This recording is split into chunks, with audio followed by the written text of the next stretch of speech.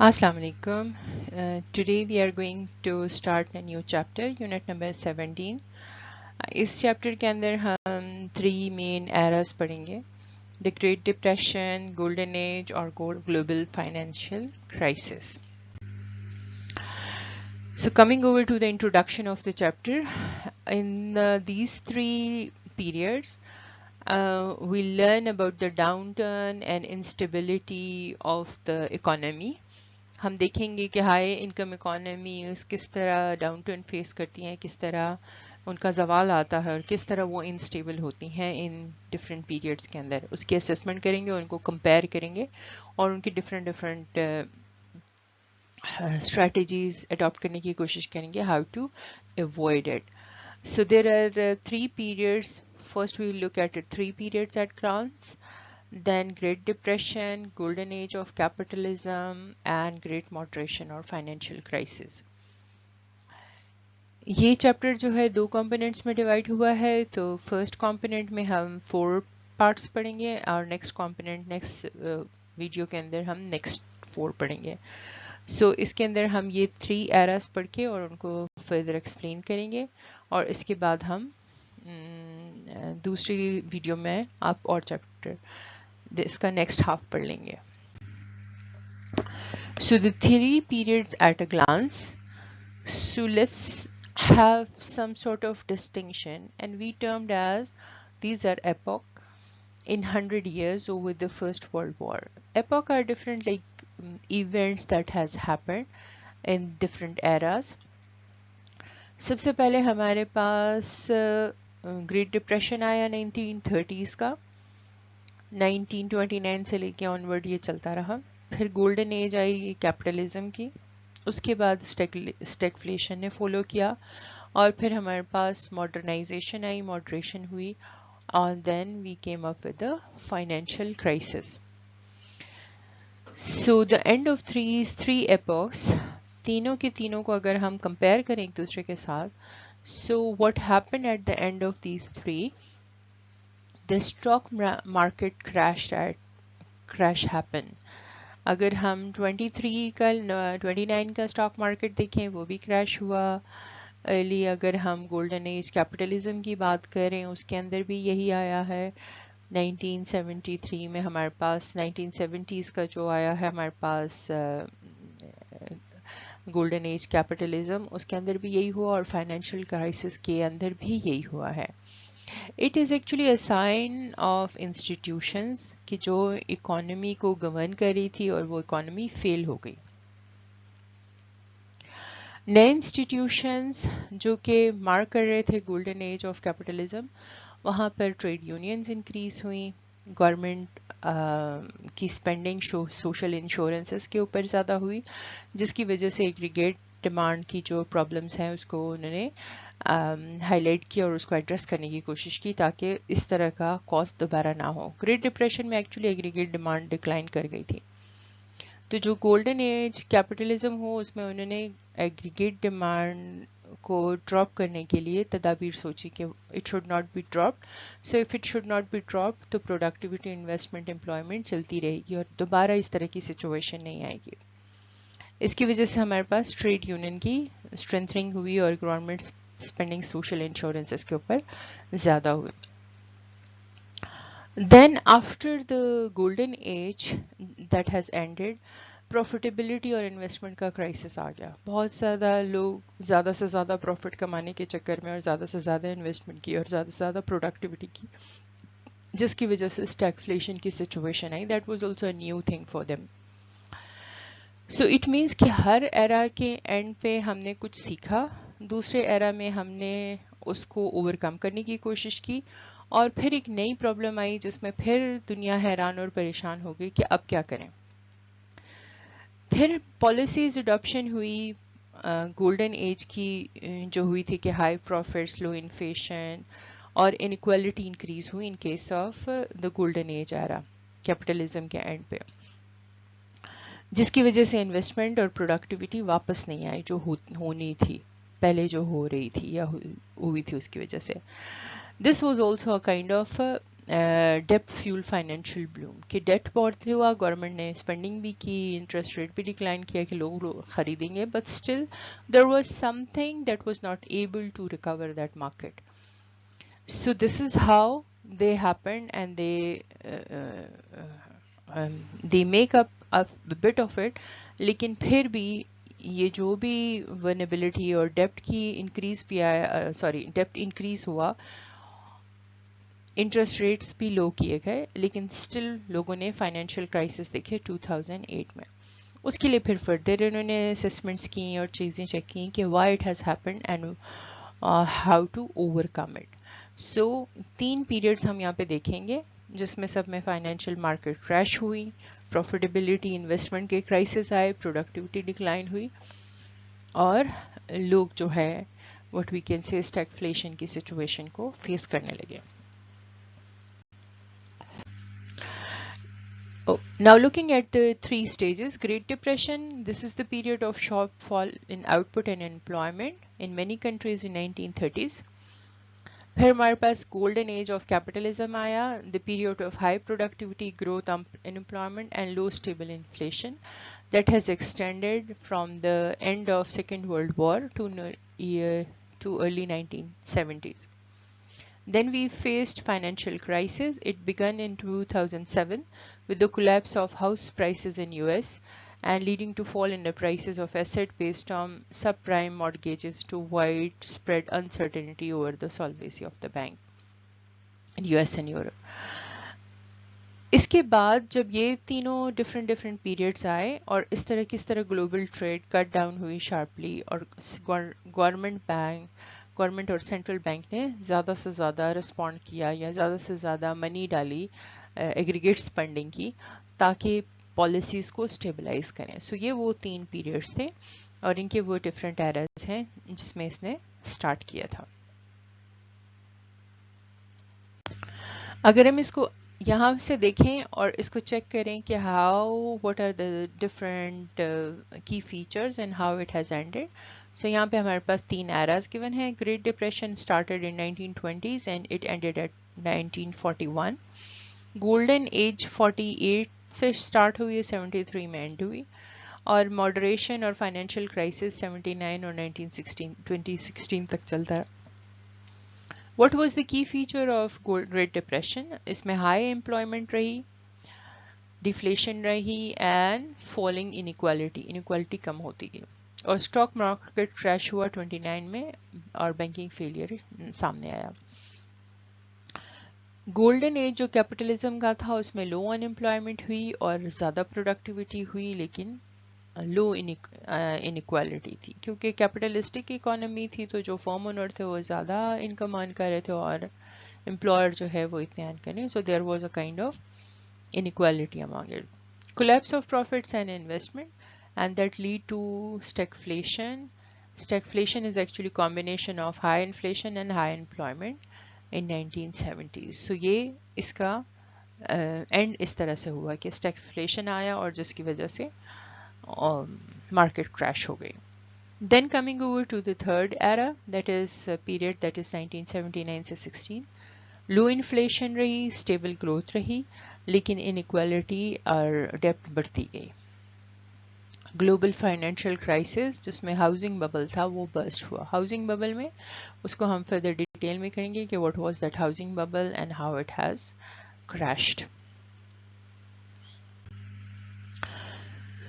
Now, looking at them, what were the different problems that has led to the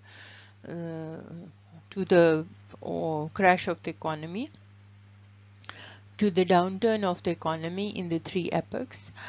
The first one is from 1921 to 1941. Great Depression में हमारे पास जो features आए और Keynes ने concept explain किए, जैसे हम कहते हैं कि एग्रीगेट डिमांड, जैसे हम इकोनॉमिक टीचर्स में और पॉलिसी मेकिंग में यूज़ करते हैं, एज ए स्टैंडर्ड अब यूज़ करते हैं. पहले इसका कोई कॉन्सेप्ट नहीं होता था.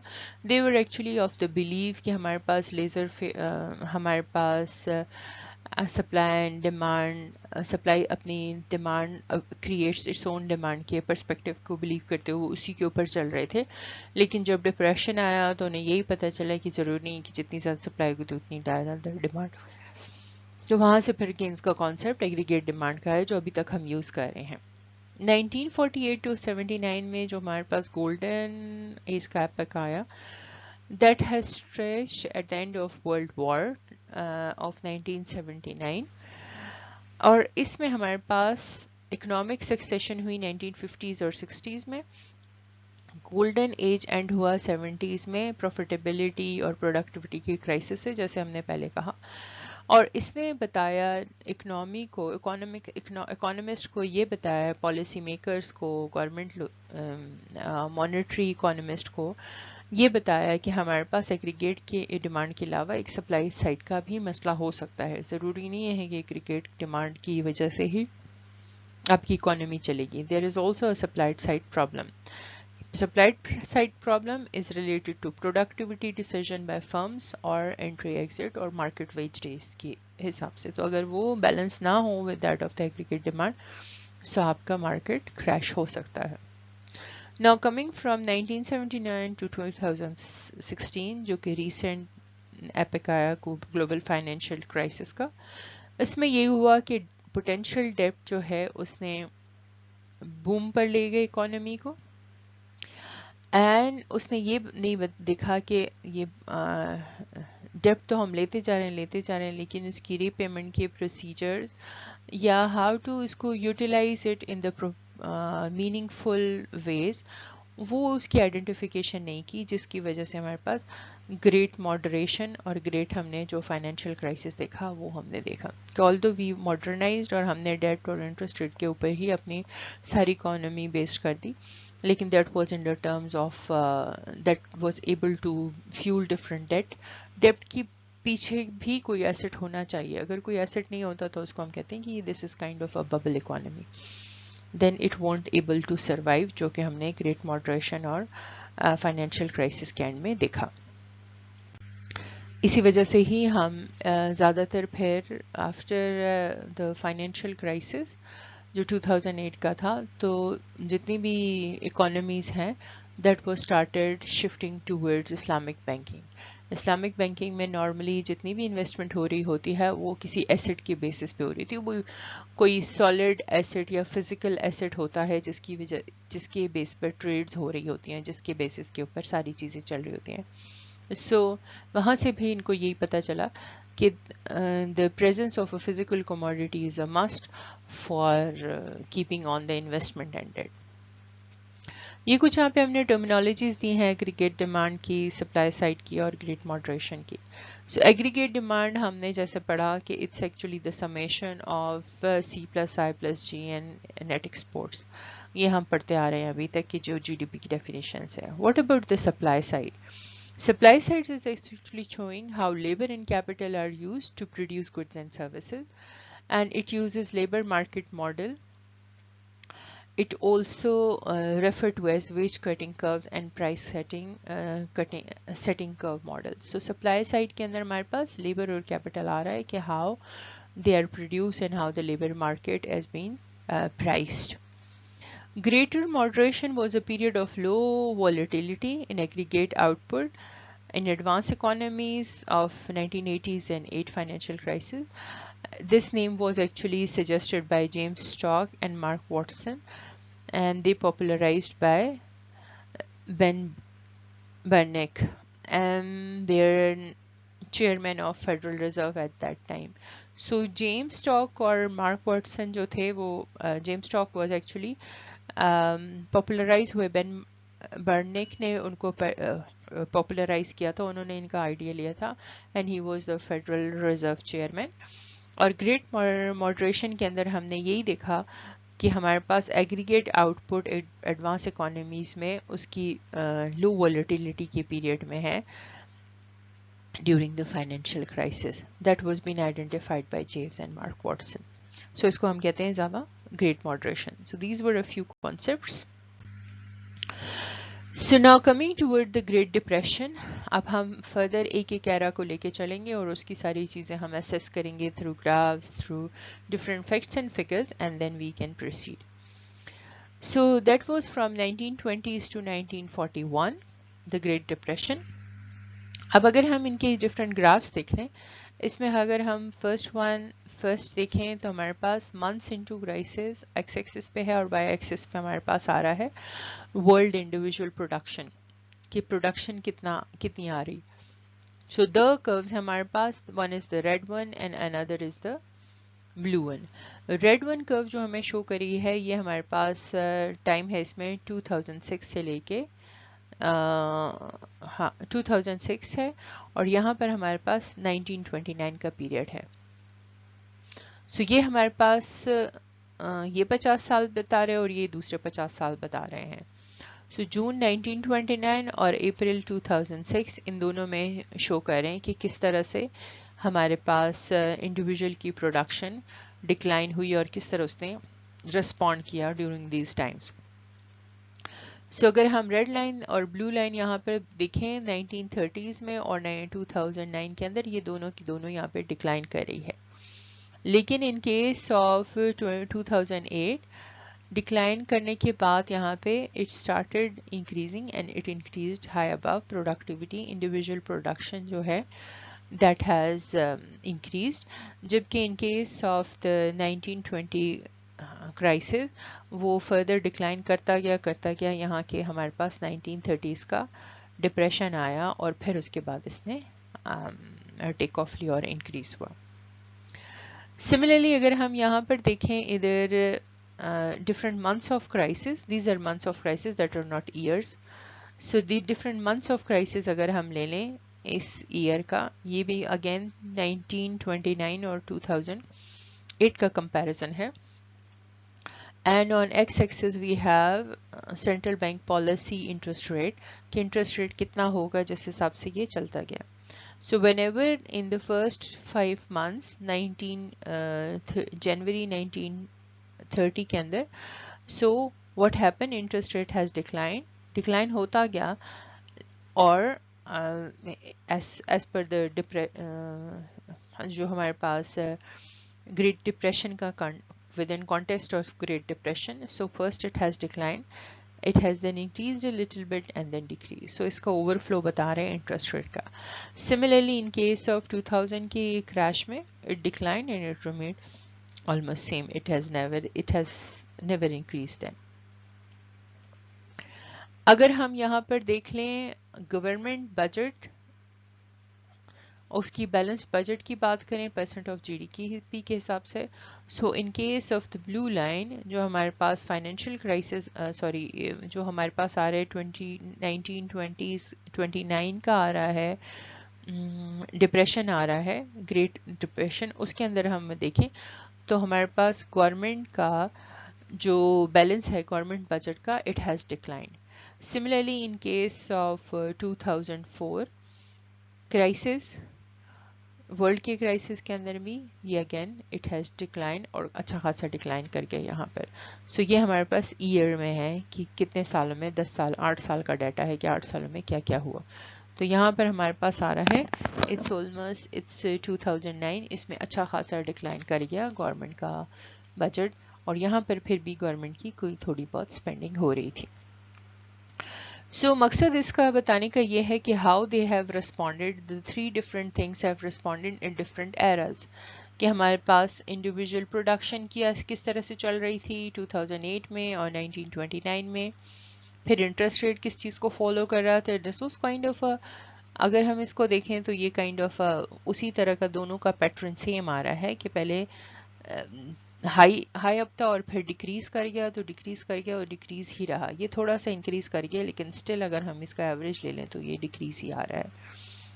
اور اگر ہم بجٹ کی بات کریں تو بجٹ کا بھی ڈکلائن کرتا گیا ہے as per the market situation.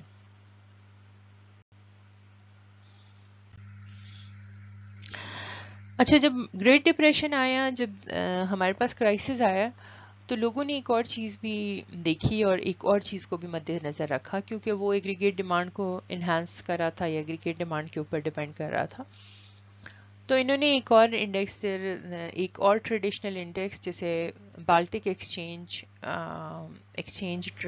Dry index کہتے ہیں. اس میں کیا ہوتا ہے یہ ہمارے پاس ایک ایکسچینج انڈیکس ہے جو فرائٹ انڈیکس کے نام سے ہے کیونکہ اگر ہمارے پاس جب ہمارے پاس جب اس طرح کی سچویشنز آتی ہیں یا اس طرح کی مارکیٹ ڈراپ ہوتی ہے تو مارکیٹ کا ایک فرائٹ انڈیکس تھا جو کہ پہلے نہیں انہوں نے بنایا تھا، پھر اس کے بعد سے ڈپریشن کے بعد سے اور ان ایونٹس کے بعد سے انہوں نے اس کو بنانا شروع کیا، اس کو پراپر مینٹین کرنا شروع کیا. انہوں نے دیکھا کہ ہمارے پاس اٹس ایکچولی کمپوزڈ آف یہ جو فرائٹ انڈیکس، اسے فرائٹ انڈیکس بھی کہتے ہیں، اس میں ہمارے پاس crude oil, Brent, natural gas, ان سب کے ڈفرینٹ چیزیں، soya bean, copper, wheat, coal, steel, different commodities جو کہ شپ کے تھرو ایک کنٹری سے دوسری جگہ ایکسچینج ہو رہی ہوتی ہیں، اس کا ڈیٹا بتاتے ہیں کہ یہ کس طرح سے انکریز اور ڈیکریز ہو رہا ہے. Why it is important? کیونکہ یہ وہی کموڈیٹیز ہیں جن کی بیسس کے اوپر آپ کی ساری ٹریڈنگ چل رہی ہوتی ہے. اگر یہ ٹریڈنگ سٹاپ ہو جاتی ہے، اگر یہ کموڈیٹیز بکنا کم ہو جاتی ہیں، بند ہو جاتی ہیں، اگر شپ کی ٹریڈ ختم ہو جاتی ہے، تو یہ کیا ہوگا کہ ان کی سیل پرچیز بھی ختم ہو جائیں گے. سو ڈپریشن کے دوران اور جتنے بھی ایونٹس ہوئے اس کے دوران نارملی یہ جو ڈرائی انڈیکس ہے، بالٹک ڈرائی انڈیکس ہے، اٹ ہیز ڈکلائن.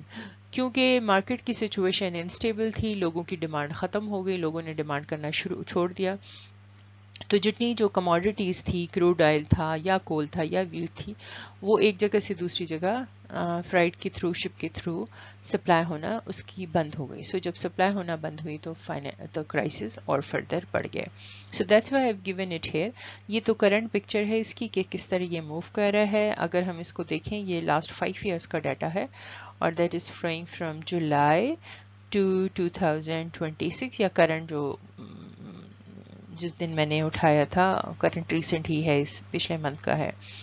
تو اگر ہم اس میں دیکھیں تو دس از آلسو کائنڈ، پچھلے اس میں سے اگر ہم اس کا اندازہ لگائیں تو it's also declining and this is also declining and this is also showing ہے جو ہمارے پاس وار چل رہی ہے یا اس کی بھی یہ this is kind of some picture of it کہ کس طرح سے وہ ڈکلائن کر گئی ہے. پہلے انکریز تھی اور پھر آہستہ آہستہ سے ڈکلائن کر گئی. اس میں انڈیکسز آ رہے ہیں، یہ at every minute it is changing, کبھی نیچے جا رہے ہیں، کبھی اوپر جا رہے ہیں. یہ پورے اسٹاکس ہیں، اسٹاک مارکیٹ ہے. دس از ایکچولی دا پکچورل فارم، اس کو ہم کہتے ہیں ہیٹ میپ کہتے ہیں کہ ہیٹ میپ میں بتا رہے ہیں کہ کتنے پرسنٹ کون کون سی کموڈیٹیز ہیں. سو ایکچولی بالٹک انڈیکس کے اندر یہ جو آپ کو باکسز کے اندر ساری کی ساری کموڈیٹیز بتا رہی ہیں، نظر آ رہی ہیں کہ it is composed of all these commodities, اتنے اتنے پرسنٹ اس کے اندر آ رہا ہے اس کو کمپوزیشن، اور یہ باکس کا سائز اس کا ویٹ شو کرے کہ اتنے ویٹ کا ہے. جیسے کہ یہ ہمارے پاس ہے 4.47، دس از 10.84، دس از -2.610. تو ان سب کا اپنا اپنا ویٹ چل رہا ہے اس کے اندر. Now if we compare the different eras of depression یا ڈفرینٹ ایررز اور فائنینشیل کرائسس، ہم اس کو اگر یہاں پہ کمپیئر کریں ود آر ڈیٹا 1914 سے لے کے 2010 تک، تو ہم یہ شیڈز ہمارے پاس شو کریں کہ وہ کرائسس والے ٹائم ہیں. سو اگر ہم یہاں پہ ڈپریشن لے لیں، this is for in employment and this is for income share. تو یہاں پہ اگر ہم دیکھیں تو it has already started somewhere here in 1922 اور پھر بہت زیادہ ہو گیا ٹل یہاں تک ہمارے پاس فرسٹ از ایک پروڈکٹیوٹی گروتھ ہے اور دوسرا ان امپلائمنٹ ریٹ ہے. سو ان امپلائمنٹ ریٹ یہاں تک اچھا خاصا بڑھ گیا اور پھر اس کے بعد سے پھر آہستہ آہستہ سے ڈکلائن ہونا گیا. سو ان امپلائمنٹ ریٹ پہلے بڑھا اور پھر پروڈکٹیوٹی ڈکلائن کر گئی. سملرلی اسی کیس میں ہم انکم آف 1% آف اکانومی اگر ہم دیکھیں تو وہ بھی یہاں سے ڈکلائن کرنا شروع ہو گئی. یہ ہمارے پاس گولڈن ایج کا ایپک ہے اور اس میں ہمارے پاس یہ سارا شو ہو رہا ہے. دس از دا پوائنٹ 1970 سے 78 تک کا جو پوائنٹ ہے جس میں ڈکلائن ہم دیکھ رہے ہیں پروڈکٹیوٹی میں ایز ویل ایز ان دا ان امپلائمنٹ. اور سملرلی اسٹیگننٹ اکانومی ہے، انکم جو ہے وہ تقریباً سیم آ رہی ہے، کم ایک ہی پیریڈ میں زیادہ نہ انکریز آ رہا ہے نہ ڈکریز آ رہا ہے. اگر ہم اس کو فائنینشیل کرائسس کمپیئر کریں، یہاں پر بھی پروڈکٹیوٹی اور امپلائمنٹ ڈکلائن کر گئی ہے اور آپ کا جو انکم شیئر ہے that is also stagnant. So these are comparison of the 3 different periods of crisis.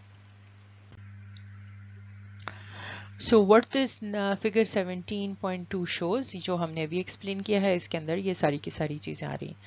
Inequality also جس میں انکم شیئر ہم نے ٹاپ 1% کا کہا. سو richest 1% has nearly 1/5 of the income in the late 20s, just before the Great Depression, and their share of steady decline until U-turn at the end of golden age. So normally ہمارے پاس inequality index شو کر رہا ہے کہ 1% جو ہمارے پاس richest community ہے اس کے پاس ساری کی ساری انکم رہی. سو فگر کے اندر ہمارے پاس دو گرافس تھے. So last one was showing actually income inequality جو ہم نے دیکھا کہ آخری دو میں اسٹیبل رہی تھی اور فرسٹ میں ابرپٹ ڈکلائن آیا تھا. Now coming toward the third age, golden age of capitalism from 1948 to 73. Capitalism ایک اچھا what we can say capitalism was a kind of a good period for the whole country, for the whole world. اس کے اندر کیا ہوا تھا کہ investment بہت زیادہ flourish ہوئی. آفٹر ٹیکس پروفٹ جو تھے وہ کافی ہائی رہے اور یہ تقریباً سیکنڈ ورلڈ وار تک بھی ہائی رہے. لیکن جب وار شروع ہوئی تو تب آہستہ آہستہ سے وہ جو ہم کہتے ہیں کہ مارکیٹ کے اندر کانفیڈنس ڈکلائن ہوا. So when ever there is a decline in confidence تو مارکیٹ اکانومی لوز کرتی گئی اور اپنا کانفیڈنس لوز کرتے ہوئے انویسٹمنٹ آہستہ آہستہ سے کم ہوتی رہی. جتنے زیادہ پروفٹ ہائی رہے تو انویسٹمنٹ بھی زیادہ ہوئی. ہائی انویسٹ کی وجہ سے ٹیکنالوجیکل پروگریس ہوئی اور ورکرز کی پاور زیادہ ہوگی کیونکہ جب ٹیکنالوجیکل پروگریس ہوئی ٹریڈ یونین بنی, پولیٹیکل موومنٹس آئیں اور وہ کیا ہوئے وہ زیادہ زیادہ اسٹرانگ ہو گئے. ریممبر آپ نے اگر دیکھی ہو پرانی جو یہ 70s کی موویز ہوں اس میں یہی ٹریڈ یونین 60-70 کی ٹریڈ یونینز کی بڑی باتیں ہوتی تھی. اگر ہم پاکستانی موویز اٹھا لیں یا ہم اس کی موویز اٹھا لیں امریکہ کی موویز لکھا لیں تو اس میں وہ یونینز کی باتیں کافی ہوتی تھیں. تو یونین تو اچھا تھا کہ وہ اپنے مزدوروں کا اور اپنے لو امپلائی کا کے حقوق کا تحفظ کرتے تھے. لیکن آخر میں وہ یونین ہی ان کے گلے پڑ گئی کیونکہ وہ یونین ہر وقت ہڑتالیں, ہر وقت دھرنے, ہر وقت اس سے ان کی ایکچوئل پروڈکٹیوٹی ڈکلائن کر گئی. انہوں نے بیجا what we can say demand شروع کر دی کہ ابھی ہمیں یہ چاہیے تو ابھی ہمیں وہ چاہیے. تو اس کی وجہ سے آہستہ آہستہ سے ان کی جو ایکچوئل ورتھ تھی جس کے لیے وہ آئے تھے وہ آہستہ سے ڈکلائن کر گئی. جب ڈکلائن کی تو آبویسلی جو گولڈن پیریڈ تھا ورکرز کا یا کیپٹلزم کا وہ اس طرح سے ڈکلائن کر گیا. جیسے کہ ہماری یونیورسٹی میں بھی ہو رہا ہوتا ہے. جو ہمارے پاس یونینز بنی ہے اسٹوڈنٹ کی, پہلے وہ بہت اچھا کام کرتی تھی, یونیورسٹی کو بہت ہائی لیول پہ پہنچا دیا. اب جب وہ کام کر رہی ہیں so this is kind of self interest based اور فیو پیپل کے انٹرسٹ کے لیے وہ کام کر رہی ہیں جس کی وجہ سے اسٹینڈرڈ گر رہا ہے. اسٹوڈنٹ کا اسٹینڈرڈ یا اسٹوڈنٹ کی جو ایکچوئل ریکوائرمنٹ ہے ان کے اوپر وہ کام نہیں کری, انسٹیڈ وہ کوئی اور چیزوں کے اوپر اپنی انرجیز ڈائیورٹ کر رہی ہیں. سو اوور ہیئر ایوری جگہ ایوری ایئر یا ایوری پلیس ہمارے پاس اس طرح کی چیزیں ملتی ہیں. ایک جو بھی چیزیں ہوتی ہیں ان کا ایک سرٹن لیول ہوتا ہے, وہ پیک پر پہنچتی ہیں اور پیک پہ پہنچنے کے بعد وہ ڈکلائن کر جاتی ہیں. یہ اسٹوڈنٹ یونین آج کی نہیں ہے, بہت پرانی ہے اور یہ بہت سی یونیورسٹیوں میں چلی. ان کا ایک اچھا شاندار پیک ہوتا تھا, اس میں وہ کام کرتی تھیں. جب وہ پیک ان کا ختم ہوا تو وہ آہستہ آہستہ سے آؤٹ پٹ ان کا ڈکلائن ہوا اور چیزیں ایک دوسری طرف ڈائیورٹ ہوئیں. سو ہر ایک چیز کا ایک سرٹن پیک ہوتا ہے اور پھر وہاں سے وہ آہستہ آہستہ سے ڈکلائن کرنا شروع کر جاتا ہے. تو ٹریڈ یونین کا بھی ایک پیک تھا. یہاں پر اگر ہم ان کو ڈیٹا میں ٹرمینالوجیز میں لکھیں تو G D P per hour relevant to the U S. اب چونکہ ٹریڈ یونین کی ورکرز کی بات ہو رہی ہے تو اب ہم نے جی ڈی پی پر آور دیکھا کہ پر آور جی ڈی پی کس طرح انکلائن اور ڈکلائن کر گیا. تو یہاں پر اگر ہم اس کو دیکھیں فرام 1995 2000 تک تو ہائی پیک پہ تھا اور پھر آہستہ آہستہ سے ڈکلائن ہونا شروع ہوا. سو یہ گولڈن ایج اور بیونڈ 1950 سے لے کے 2021 تک پر آور جی ڈی پی انکلائن کرتا گیا till the age of 19 what we can say 90. پھر وہاں پہ تھوڑی سی اسٹیبلٹی آئی and then it started declining. So ہر ایک چیز کا پیک بھی ہوتا ہے, ہر ایک چیز کا ٹرف ہوتا ہے اور جیسے ایک وہ لائف سائیکل چلتا رہتا ہے اس طرح سب چیزیں چلتی رہتی ہیں. So at the beginning of the golden age یہاں پر اگر ہم گراف لے لیں تو یہاں پہ ہمارے پاس گراف ہے بٹوین دا ٹیکنالوجیکل چینج اور ریئل ویج کے اندر کتنا چینج آیا ہے ان امپلائمنٹ. سو یہ this is the period of what we can say technological change. Change की वजह से रियल वेज कितना इंक्रीज हुआ. सो employment has increased. So whenever point A के ऊपर अगर हम देखें तो हमारे पास अनएम्प्लॉयमेंट जो है वो 5% पे आ गई है, और हमारे पास with technological progress real veg भी इंक्रीज हो रही है साथ साथ. अगर हम पॉइंट बी ले लें तो वेज ये पोस्ट वर्ल्ड वॉर की वेज है. So it has shifted backward. So backward shift का मतलब ये obviously it is high up, लेकिन फिर भी पीछे की तरफ चली गई है. सो पीछे की तरफ जाने का मकसद ये है कि 4% पे आ गई है, और दूसरा ये कि वेजेस हमारे पास इंक्रीज कर रही हैं, लेकिन यह है कि इकोनॉमी के अंदर इतनी एम्प्लॉयमेंट नहीं है जैसे पहले थी. So this is what explained over here. मैं थोड़ा सा इसको रीड कर लेती हूँ and then we'll move ahead. So the beginning of golden age, suppose the US economy was at point A, the beginning of golden age with unemployment of 5%. Then with the technological progress, the shift of price setting curve up to and labeled as 1950s and 60s. This stimulates high investment consistent with data for growth of capital stock. The wage setting curve then shift out, but less than the setting curve up. Strong union and favorable government prices policies increase labor bargaining power, which could accord with employees. The resulting upward shift in the wage setting curve was modest. And at point B, union employees agree, but about the scope of wage increase. So यहाँ पे wage increase कर गया है, लेकिन point B पे गए हैं, अब unemployment level at 4% आ गया. So with the help of technological progress and trade union, it has shifted to a higher wage curve. हमारे पास अब यहाँ पर ट्रेड यूनियन मेंबरशिप शो हो रही है कि किस तरह से वो इंक्रीज हुई और किस तरह से उसका इफेक्ट आया है.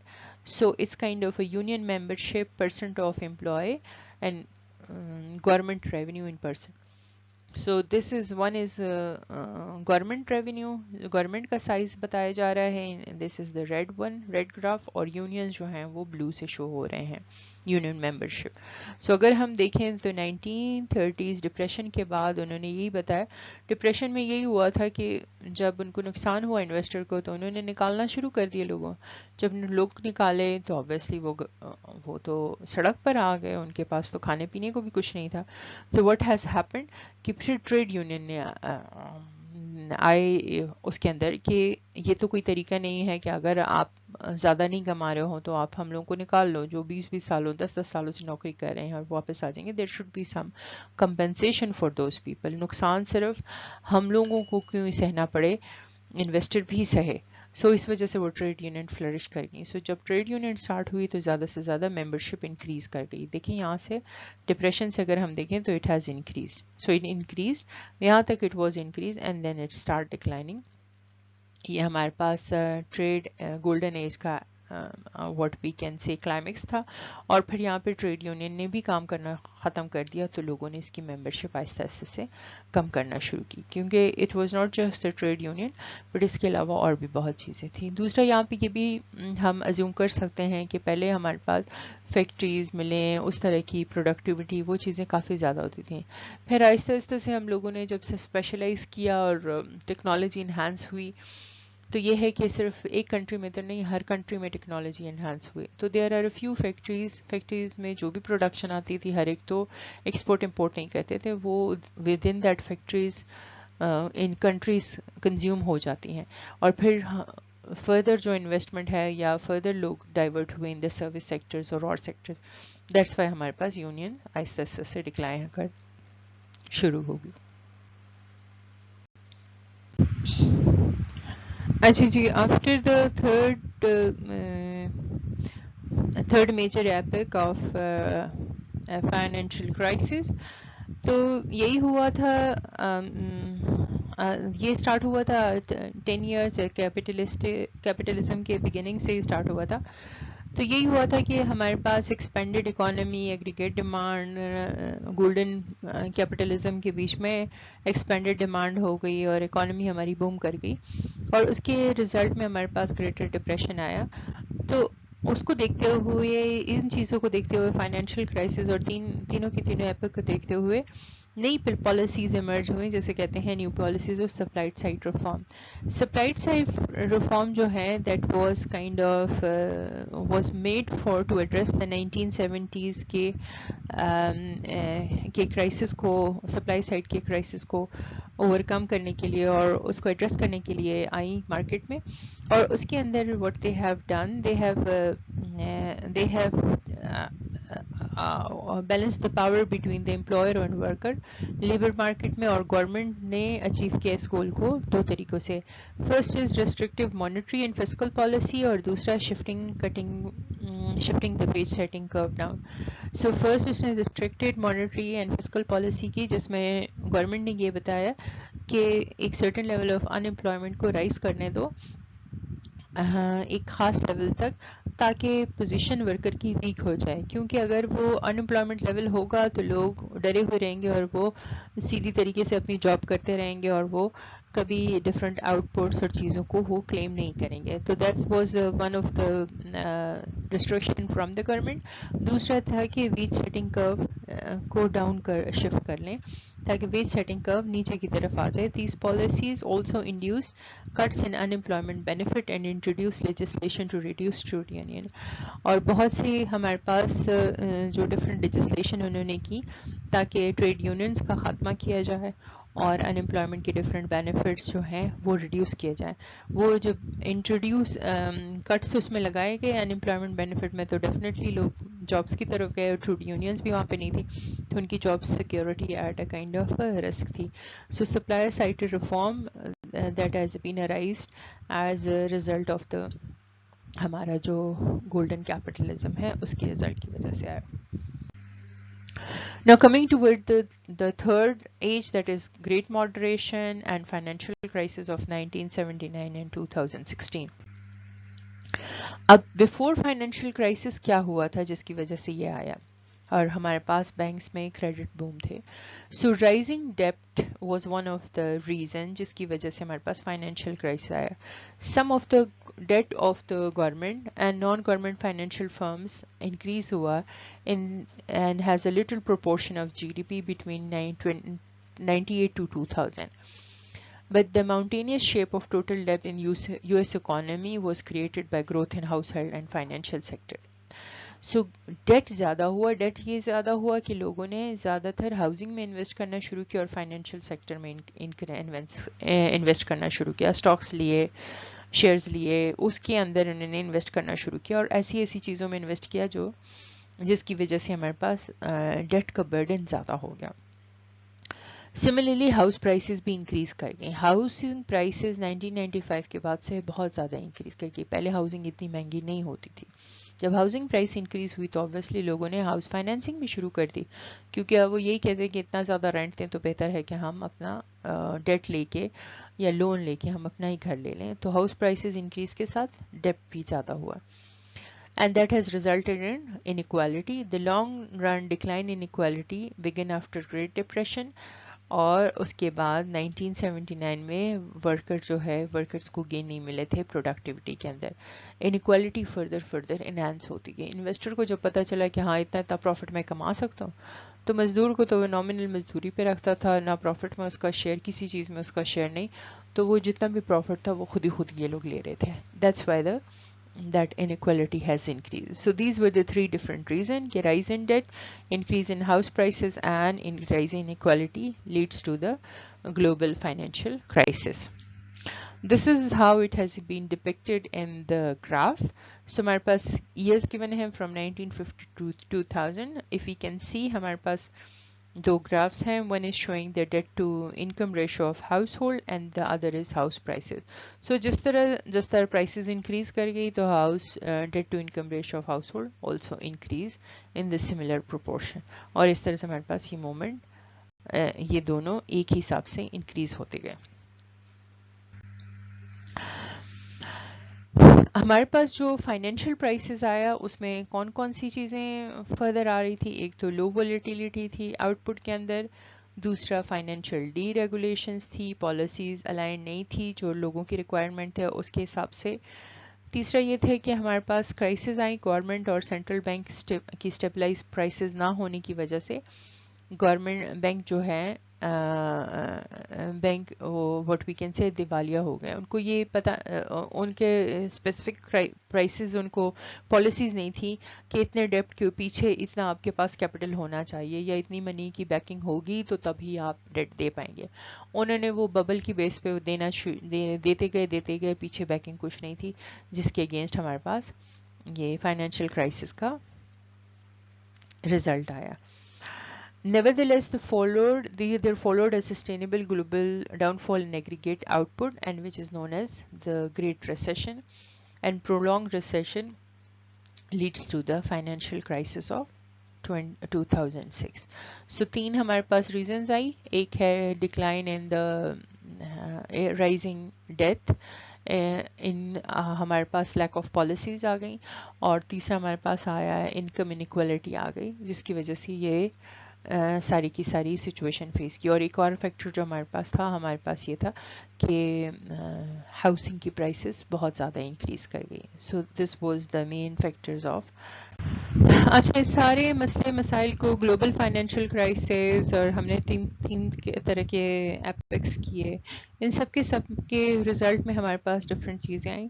ہمارے پاس یہاں پہ ایک اکانومسٹ ہیں جوزف نے بہت اچھی طریقے سے فائنینشیل کرائسس اور مارکیٹ کے فیلئر کو ایکسپلین کیا ہے اس ویڈیو میں. It's kind of like 2 minutes video, 3 to 4 minutes کی ویڈیو ہے, اور اس کو دیکھیں اور وہ اس کو ایکسپلین کرتا ہے کہ کس طرح فائنینشیل کرائسس آئے, کس طرح بینکس نے کیا کیا, اور کس طرح اس کو اوور کم کیا گیا.